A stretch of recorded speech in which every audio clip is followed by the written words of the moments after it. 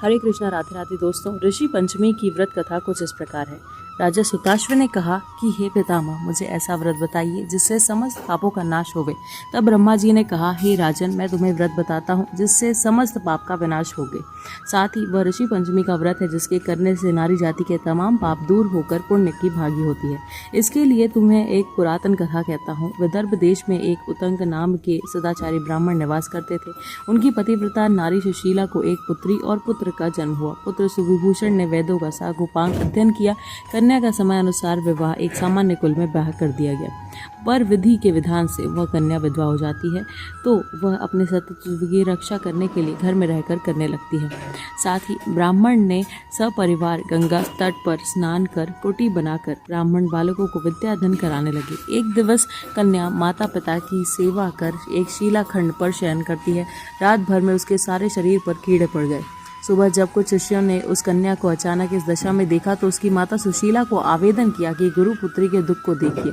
गुरु पत्नी ने जाकर अपनी पुत्री की दशा को देखा और नाना तरह से विलाप करने लगी और वह पुत्री को उठाकर ब्राह्मण के पास लाती है। ब्राह्मण भी पुत्री की दशा देखकर अति विस्मय को प्राप्त हुए और दुखी हुए। तब ब्राह्मणी ने हाथ जोड़कर कहा, महाराज, क्या कारण है कि इस पुत्री के सारे शरीर पर कीड़े पड़ गए? तब महाराज ने ध्यान करके देखा तो पता चला कि पुत्री 7 जन्म पहले भी ब्राह्मणी थी। तो एक दिन राजस्वला होते हुए भी घर के तमाम बर्तन भोजन सामग्री छूली और ऋषि पंचमी का व्रत को भी अनादर से देखा। उसी दोष के कारण उस पुत्री के शरीर पे कीड़े पड़ गए। क्योंकि राजस्वला रोज धर्म करने वाली महिला प्रथम दिन चांडाली के बराबर, दूसरे दिन ब्रह्मघातनी के समान और तीसरे दिन धोबिन के समान शास्त्र दृष्टि से मानी जाती है। तुम्हारी कन्या ने ऋषि पंचमी व्रत के दर्शन अपमान के साथ किए। इससे ब्राह्मण कुल में जन्म तो हुआ परंतु शरीर में कीड़े पड़ गए। जब सुशीला ने कहा, महाराज, ऐसे उत्तम व्रत को आप विधि के साथ वर्णन कीजिए जिससे संसार से प्राणी मात्र इस व्रत का लाभ उठा सके। ब्राह्मण बोले, हे सधर्मिणी, वह व्रत भादव मास की शुक्ल पक्ष की पंचमी को धारण किया जाता है।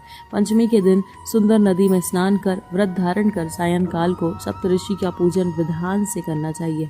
भूमि को गौ से गोबर से लीप कर उस पर अष्टकमल दल बनाकर नीचे लिखे सप्तऋषियों की स्थापना कर प्रार्थना करनी चाहिए। महर्षि कश्यप, अत्रि, भारद्वाज, विश्वामित्र, गौतम, जनदग्नि, वशिष्ठ महर्षियों की स्थापना कर आचमन स्नान, फूल, दीप, नैवेद्य आदि से पूजन कर व्रत सफल की कामना करनी चाहिए।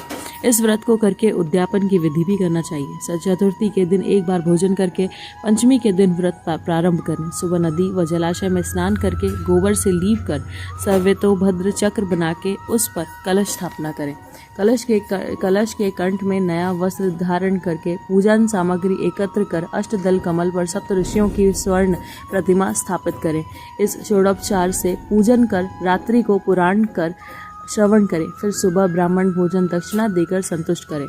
इस प्रकार से इस व्रत का उद्यापन करने पर नारी सुंदर लावण्य को प्राप्त होती है और सौभाग्यवती होकर धन पुत्र से संतुष्ट हो अजय उत्तम गति को प्राप्त होती है। दूसरी कथा भविष्य पुराण में इस प्रकार आती है कि एक बार भगवान महाराजा कृष्ण से महाराज युधिष्ठिर ने कहा कि वह कौन सी पंचमी है जिसके करने से नारी जाति दोषों से मुक्त होकर महत्व पुण्य को प्राप्त होती है। आप मुझे संक्षेप में श्रवण कराइए। भगवान कृष्ण जी ने कहा, राजन, भादव मास की शुक्ल पक्ष की पंचमी को ऋषि व्रत कहते हैं। ये राजस्वला से मुक्ति होती है क्योंकि जब इंद्र ने वृतासुर को मारा था तब ब्रह्म हत्या का एक भाग नारी के रज में, दूसरा नदी के फेन में, तीसरा भाग पर्वतों के में, चौथा भाग अग्नि में के प्रथम ज्वाला में विभक्ति किया और हर वर्ण जाति की नारी को राजस्वला होने पर प्रथम दिन चांडाली, दूसरे दिन ब्रह्मघातिनी, तीसरे दिन धोबिन माफिक दोषी होती है और इससे इस दिन प्रति वस्तु छूने से अपवित्र होकर दोष लगता है। इस ऋषि पंचमी व्रत के करने से वह दोष मोक्ष होकर नारी पवित्रता को प्राप्त होती है।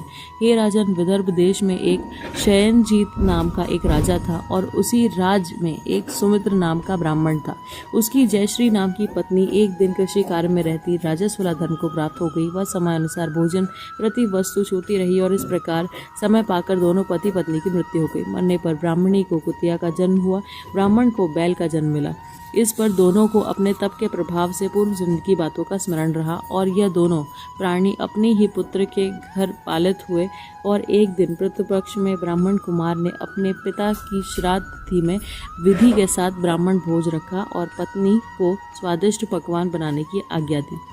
इधर ब्राह्मण पतेहू ने विविध पकवान, खीर आदि बनाकर तैयार की। भाग्यवश एक सर्प ने खीर को जहर में उगल दिया और साथ ही यह हाल ब्राह्मणी कुतिया बनकर देख रही थी। उसने सोचा कि अगर ब्राह्मण वह खीर खाएंगे तो मृत्यु को प्राप्त हो जाएंगे, इससे मेरे लड़के को ब्रह्म हत्याओं का भारी पाप लगेगा। उसने उस खीर को कुतिया से जानकर भी झूठी कर दी और वह बहू ने कुतिया को इतना मारा कि उसकी कमर तोड़ दी। खीर फेंक के दूसरी खीर बना ली और फिर श्राद्ध कर ब्राह्मणों को भोजन कराया। रात को कुतिया ने जाकर अपने पूर्व पति बैल से दिन भर में होने वाली सारी घटना बताई तो बैल बोला, प्रिय, तुम्हारे ही पाप के संसर्ग से आज मुझे बैल होना पड़ा और आज मेरे लड़के ने दिन भर मुंह बांध कर जोता है और अभी तक एक मुट्ठी घास भी नहीं डाली। वह सारी बातें छुपा हुआ ब्राह्मण बालक भी सुनता रहा, जिससे वह बड़ा दुखी हुआ और माता पिता दोनों को भोजन देकर वह रंज में वन में चला गया। उधर ऋषियों को उसने दंडवत करके पूछा, महाराज, मेरे माता पिता कुतिया व बैल योनि में है, वह किस प्रकार इस योनि से छुटकारा पा सकेंगे? तो ऋषियों ने बताया कि तुम्हारे माता पिता ने रजोधर्म दोष में कुतिया और बैल का जन्म पाया है। इससे तुम घर जाकर के विविध विधि से उत्तम ऋषि पंचमी का व्रत करो और फल अपने माता पिता को समर्पण करो, जिससे वह योनि से मुक्त होकर स्वर्ग को प्राप्त करेंगे।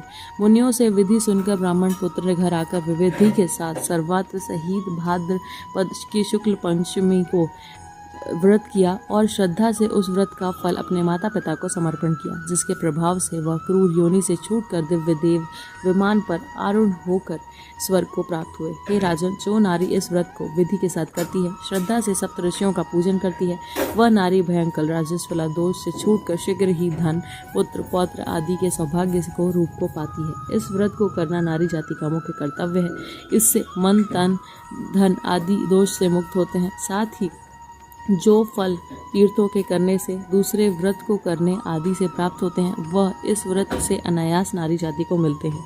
हे युधिष्ठिर महाराज, इस व्रत को ऐसा महत्व है। इति श्री ऋषि पंचमी व्रत कथा संपूर्णम।